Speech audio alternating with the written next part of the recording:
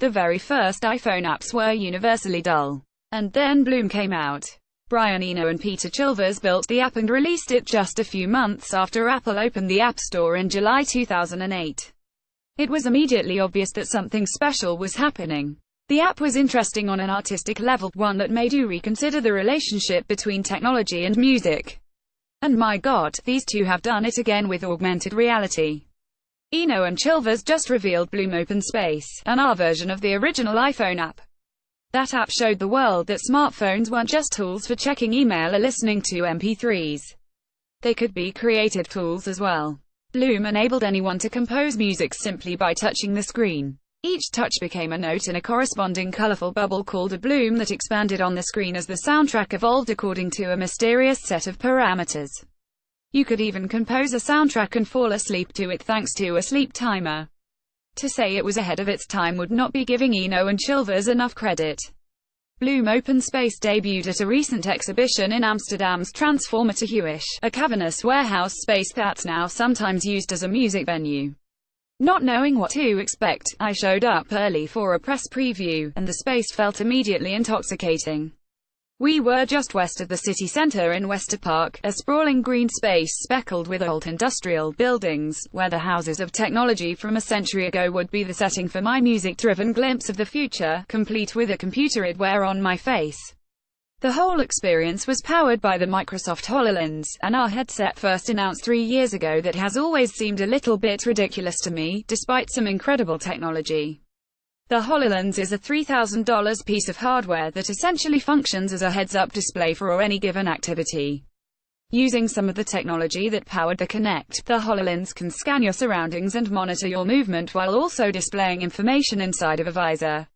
It's basically a very advanced version of Google Glass. The only problem is nobody knows what to do in the world of augmented reality. Except Brian Eno and Peter Chilvers, I guess. To the two creative masterminds, part of the fun thing about augmented reality is how it invites us to explore unexpected things. This type of experience meshes nicely with Brian Eno's pioneering work in generative music, a term Eno himself coined that refers to music that constantly changes according to a set of rules. The original Bloom app actually adhered to some generative music principles. Eno himself is a legend who has worked with the likes of David Bowie and David Byrne. His early music experiments yielded works like Ambient 1, Music for Airports, a landmark album in the history of ambient music. More recently, Eno has become interested in applying his musical concepts to technology-driven experiences. That led to his years-long partnership with Peter Chilvers and a number of music apps. Imagine if composing could be more like gardening than architecture, Eno said at the preview of Bloom Open Space. You do control the input, but you don't control the output. Bloom Open Space isn't just about wearing some future goggles and walking around an art installation. Inside of the dark case space in Amsterdam, there were screens, each about 10 feet tall with a hexagonal audio rig floating above it. Chilvers calls the space Screenhenge.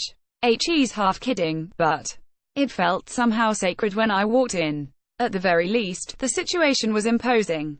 Each screen displayed floating dots, just like the ones in the Bloom iPhone app, and the ambient Brian Eno-produced soundtrack seemed like it cast warm glow onto everything in the room. The composers or users or visitors or whatever you want to call the participants would enter Screenhenge wearing HoloLens headsets and interact with the space by pinching the air in front of their faces. The cameras and sensors embedded in the HoloLens would register this gesture as well as the position of the composer and create a bloom with a corresponding musical note. Then, magically, the room's soundtrack would change and evolve in unpredictable ways. When I finally got to strap on a HoloLens and compose some music myself, I was initially surprised by how different Bloom Open Space was from the original app. It goes without saying that walking around and making music in augmented reality was more immersive than tapping on an iPhone screen. But what threw me for a loop was how three-dimensional the experience was. Not only was I creating my own blooms, but I could also see other composers' blooms through my HoloLens and interact with them. I could also move to another spot in Screenhenge and hear a completely different version of the composition we were all creating. Bloom Open Space, Eno explained, wasn't just an experience for the HoloLens wearers interacting with the screens and helping to create the music. Only those wearing HoloLens headsets inside of Screenhenge could create blooms and change the soundtrack, but the spectators would experience music and visuals that were completely original and that would never be heard again in the same way. Experiencing something that will never happen again is blissy soothing in its own way. Of course, the experience inside the HoloLens is deeper. The device fits on your head like a halo and features a heads-up display behind a goofy-looking visor. There are also small speakers above your ears that provide natural-sounding audio. So you're seeing and hearing the real world, but you're also seeing images and hearing sounds programmed by a HoloLens developer that only you can see and hear in that moment. In the case of Bloom Open Space, that developer was Enos collaborator Chilvers, a musician and code jockey with a knack for simplicity. Chilvers has a specific take on experiencing AR. It's not augmented reality, he said in Amsterdam. It's filtered reality. Put another way, Bloom Open Space isn't a project designed to add new stimuli to your already chaotic world. It's actually there to simplify it in a sense. Once you provide the input by pinching your air, you see the bloom, and it develops a life of its own, transforming and changing thanks to systems that came from the minds of Eno and Chilvers. To make things even more interesting, not every pinch actually makes a bloom, and your blooms can interact with others' blooms. After experiencing Bloom Open Space, I looked at the landscape for AR in a new light. Most people have encountered apps through their phones. The first AR I remember using was the monocle Easter egg hidden in the Yelp app that let you look at businesses around you through your phone's camera. If a business had a Yelp listing, the app would display information. Now, thanks to ARKit, developers can build more complex AR experiences for the iPhone, though the only really useful app I've seen is IKEA Place, which allows you place virtual furniture in your house. Otherwise, the novelty of playing an AR game on your coffee table or placing a virtual dinosaur in your living room tends to wear off pretty quickly. While it's obvious that straightforwardly utilitarian applications like the IKEA one can be useful, it's more interesting to imagine what artists and musicians could do with the technology. The fact that I could use the HoloLens to interact with a Brian Eno project sounded interesting when I first heard about it. But actually experiencing it was unforgettable. Cheesy as it sounds, it almost felt like I was collaborating with Eno and Chilvers, and the entire time I had no idea where my input ended and the app's output began.